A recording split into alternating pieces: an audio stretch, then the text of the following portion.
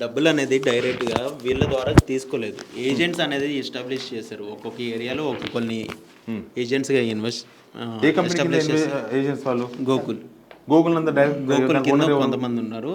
అలాగే సంక్షేత్ర శుభశక్తిర ఫామ్ మీద వీళ్ళందరూ నడిపించారండి.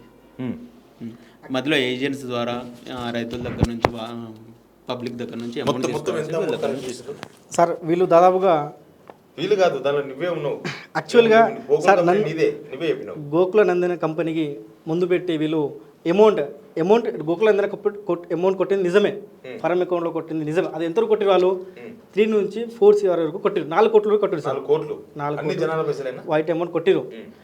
కొట్టినాక తర్వాత వాళ్ళు ఏం చేశారంటే స్టేట్మెంట్ నా దగ్గర ఉంది సార్. స్టేట్మెంట్ నా దగ్గర ఉంది. గోకుల నందన కంపెనీలో కొట్టి మళ్ళీ వెనకల హేమకాంత్ రెడ్డి వాళ్ళ కూతురు బృందశ్రీ ఇంజనీరింగ్ వర్క్ అని ఒక ఇండస్ట్రీ ఫరం మీద మళ్ళీ కొట్టించుకుంటారు సార్. ఇప్పుడు క్లియర్గా మాట్లాడదాం మాకు. ఓకే, నువ్వు ఓపెన్గా చెప్తేనే జనాలకు ఓపెన్గా అర్థం. అవును. నువ్వు ఏదైనా దాచుకుంటే అవును, ఎవరికి అర్థం కాదు, నాకు కూడా అర్థం కాదు. అవును, నువ్వేమంటున్నావు? గోకులంద కంపెనీ నాదే అంటున్నావు, అవును, కరెక్టా? అవును. ఈ హేమకాంత్ రెడ్డి అనే పర్సన్ మీతోన ఈ ఫరం తీపిచ్చిండు అని చెప్తున్నారు. ఈయనండి సార్. గోకుల నందన ఎక్కువ మాట్లాడుతున్నారు మీడియాలో, మీరు ఈయన మీద మాట్లాడుతున్నారు సార్. యాక్చువల్గా ఈయననే సార్ ఫ్రాడ్. ఈయన ఫ్రాడ్. ఈయననే ఫ్రాడ్. ఈయన సుబ్బెన్గా ఉన్నాడు కదా. సుబ్బు కూడా ఫ్రాడే సార్. ఎట్లా అంటే వీళ్ళు ప్లాన్ చేసారు సార్. ఎట్లా విధంగా ప్లాన్ చేసారంటే నాకు హేమకాంత్ రెడ్డి 15 నుంచి 20 కోట్లు ఆయన దగ్గర నాకు వచ్చేది ఉంది. నా దగ్గర ప్రూఫ్స్ ఉన్నాయి, ఎవిడెన్స్ ఉన్నాయి. నేను చూపిస్తాను స్టేట్మెంట్. నా దగ్గర ప్రూఫ్స్ ఉన్నాయి, ఎవిడెన్స్ ఉన్నాయి.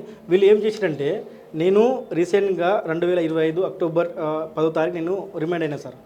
ఏ కేసులో? చిన్న మా అంటే బాలాజీ కేసులో నాకు దేవరకొండ బాలాజీ కేసులో. అలాగే అలాగే బాలాజీ కేసులో నాకు ఏజెంట్ ఆయన డబ్బులు వసూలు చేసిండు. ఆయన వసూలు చేసిండు.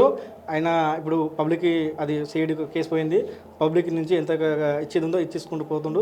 అట్లనే నేను కూడా అక్కడ ఒక ఏజెంట్ లాగా ఉన్న ఒక టైంలో అక్కడ నుంచి బయటకు వచ్చి గోకుల నందన ఇన్ఫ్రా ఇండియా ప్రైవేట్ లిమిటెడ్ పెట్టడం 2 ప్లాన్లు పెట్టినాం సార్.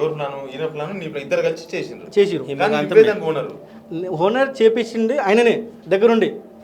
ఎందుకంటే 2019 నుంచి మా గురుగారు కాబట్టి ఆయన శిష్యుడిని నేను.